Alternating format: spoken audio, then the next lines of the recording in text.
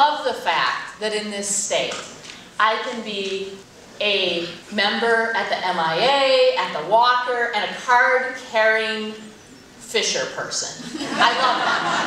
And I think that's important, that we teach our kids that all of those things work together to make our state such a great place.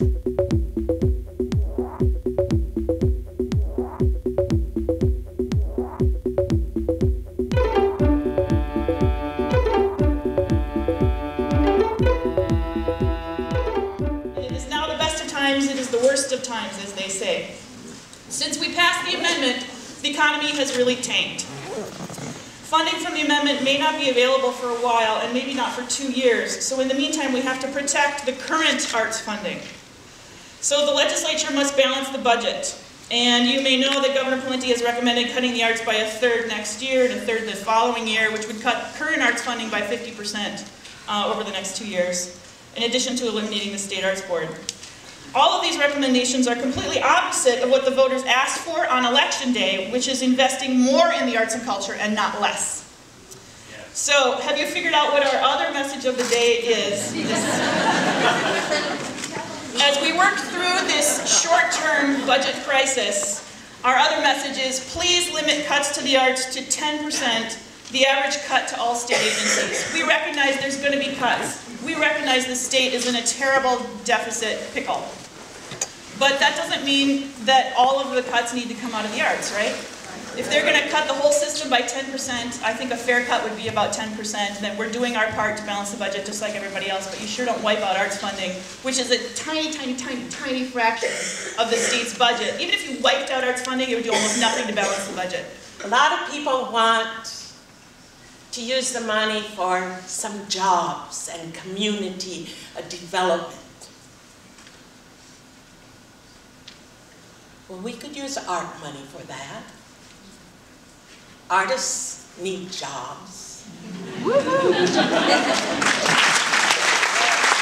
Where would the dancers dance if they didn't dance by the side of Lake Superior or on top of the aerial lift bridge?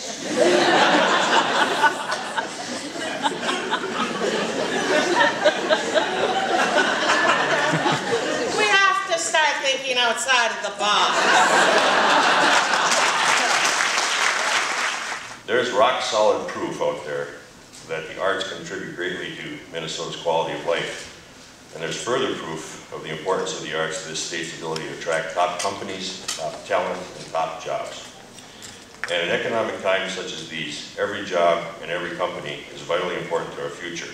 So the notion that we would hurt the arts for a minuscule short-term gain and irrevocably damage our long-term vibrancy is not a move that makes any sense.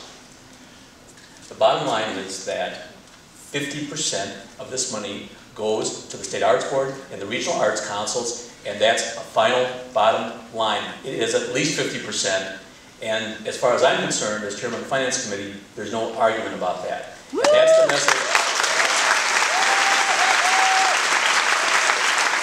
There are going to be a tax on artists. There are people in the state who, although 56% of the people, more than voted for anything else ever in the state's history, voted for the constitutional amendment, there are some people who want to demean the work that we do. And I think that we have to be ever vigilant about that. That this is an important, important point. And so I give that to you because I think that is our continued work. Our continued work is to point out that this is an issue that bridges Minnesotans. It bridges across every region of our state. There's another important fundamental thing. You are also probably going to get some pushback today by very, very worried legislators who have been out in the field hearing from Minnesotans who are at risk of losing their personal care attendants if they're disabled, their critical access dental care that the governor completely eliminates, things like that. And so I'm telling you that because I do think it is a very sober time at the Capitol right now. And with that, one of the other parts of the amendment, I'm so glad that Representative Murphy spoke about how the accountability and the priority and the outcomes have to be there, there's another part of this message that frankly gives hope to legislators. And that is Minnesotans fundamentally get it. That when they want something, they need to pay for something. And they are willing to make the investment that is called taxes. And